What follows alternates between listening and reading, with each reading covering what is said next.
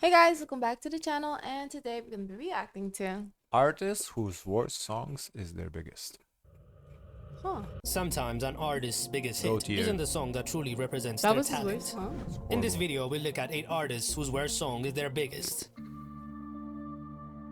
Gale.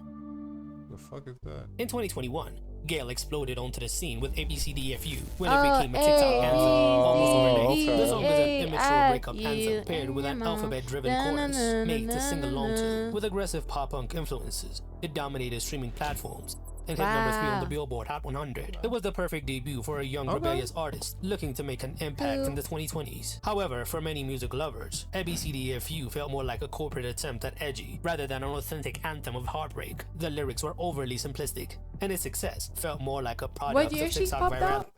COVID times, I think. Oh. than true artistry. While the song Billy gave was a Gale competitor career 'cause that launching half and moments, half. it got old quick because of its repetitive nature and formulaic songwriting. She has better music in her discography. Tracks like Love Starved and Indie Edgy Cool showcase a more interesting side of her Oh. artistry. For the general public, she remains the ABCDFU girl, despite it being her worst Really? song. Oh. I love Oliver Oliver Tree. Tree. Who's that? Who are these people? Oliver Where are Tree you is known pulling for his them from? bizarre personality, He's offbeat funny. humor, and genre-blending music. With songs Which like song is Hurt gonna and pick? Alien Boy, it was Life Goes On that became his biggest hit Oh, thanks to TikTok Life and meme Goes culture. On The song, and on with its and on lazy-sounding and on vocals and and on. repetitive chorus, became the a song- huge hit in the song was 2021, racking up hundreds of millions of streams, turning Oliver Tree Yeah. into a mainstream name. Despite its success, it is one of his weakest efforts. The song feels almost unfinished, with a looped melody and lyrics that don't have much substance. It is also repetitive and annoying. Fans who have followed him from his early days were frustrated that this was the track that took off, rather than his more polished, emotionally layered songs. Life Goes On feels like a throwaway that just happened to catch a viral moment. Oliver then Isn't leaned that into the crazy meme how like that works? This gives like a Kendrick or like not maybe Kendrick or like the Bing. yeah Bing. Fiend. image, but even he seems aware that Life Goes On is What not is his best this? song, but it's still his biggest. While it's that catchy and an from, earworm in a Tiger way, King? it pales in comparison to the depth and creativity of his best work. Yet, for most casual listeners, this is the only Oliver Tree song they know. Cher None of Lloyd. these people. I know Cher Lloyd. Cher Lloyd exploded onto the UK music scene after finishing 4th on the X Factor UK in 2010. With a feisty personality and a sound heavily influenced by hip-hop and bubblegum pop, she had the potential to carve out a unique lane in pop music. Unfortunately, her debut single Swagger Jagger Oh, I did don't know little this to song. showcase her actual talent. The song was a mess, with its odd melody and heavily auto-tuned vocals. Lyrically, it was meant to be an anthem against the haters, but instead, it came off as corny. Despite being divisive, Swagger Jagger debuted at number 1 on the UK singles chart, becoming a huge hit. However, the backlash Wow. was immediate, with critics slamming it as one of the most irritating pop songs of the decade. The song's childish Wow. chorus, which lifted elements from Oh My Wow. Darling Clementine, felt more like a novelty song than a serious pop hit. Even diehard Cher Lloyd fans would admit that her later work such as Want You Back and Sirens was vastly superior in both production and songwriting. As a result, Swagger Jagger ended up becoming the worst possible introduction to her career. Instead of cementing her as a promising new artist, it She gave her looked the real reputation cheesy, of an that's for annoying sure. one-hit wonder. While she had other minor hits, she never fully shook off the stigma of the song. Okay, we know Rebecca her. Black. Friday.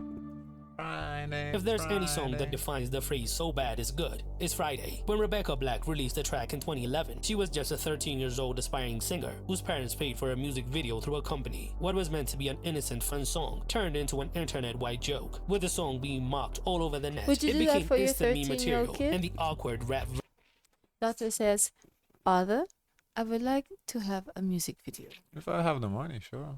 But if I Aw. don't, then You do that homemade. yeah, you're doing it at home. Homemade. verse from this guy made things worse. Yet, Friday became an internet phenomenon, racking up millions of views because it was so bad. People couldn't stop watching it and talking about it. The song landed on TV shows and even led to a parody on Saturday Night Live. But the overwhelming hate also had its consequences. Rebecca received relentless cyberbullying, and for a while, she was written off as nothing more than a joke. Over the years, she has worked hard to shed that image, diving into a more alternative and hyperpop sound. She has made great music since then, but she is still the Friday girl, as the song remains her biggest hit.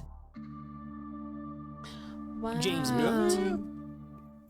James Blunt was not just a one-hit wonder. However, his biggest song, You're Beautiful, is widely considered as one of the most overplayed and insufferable pop ballads of the 2000s. While it was meant to be a heartfelt song about lost love, the repetitive structure and its high-pitched, whiny vocal delivery made it a target for endless jokes. Despite the criticism, You're Beautiful became a global smash hit, topping the Billboard Hot 100 and earning James multiple Grammy Interesting.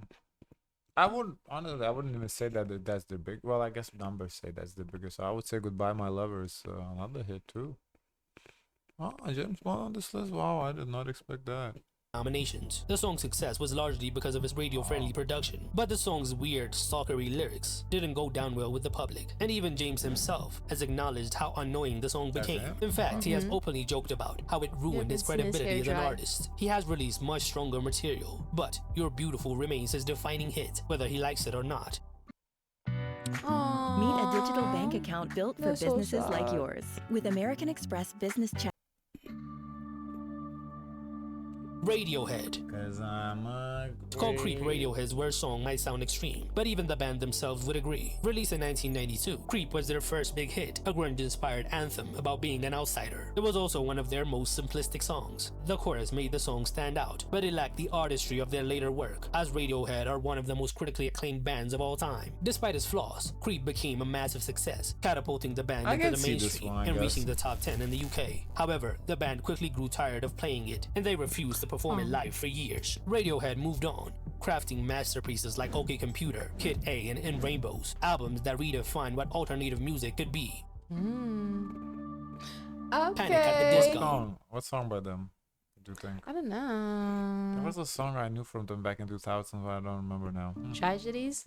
Panic at the Disco started as an emo pop band that crafted theatrical music with tracks like I Write Sins Not Tragedies and 9 in the Afternoon, defining the early 2000s. However, by the time Brendan Urie was a sole remaining member, the band had transitioned Wow. into a more pop-oriented sound. High Hopes became the band's biggest hit, reaching number 4 on the Billboard Hot 100, but it also became one of the most hated songs in their discography. While it was undeniably anthemic, High Hopes felt like a forced attempt at an inspirational stadium song, rather than something that fits the band's identity.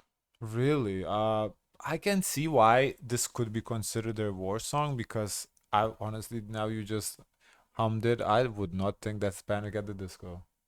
That song. That is like a pop boy, like a yeah, like no.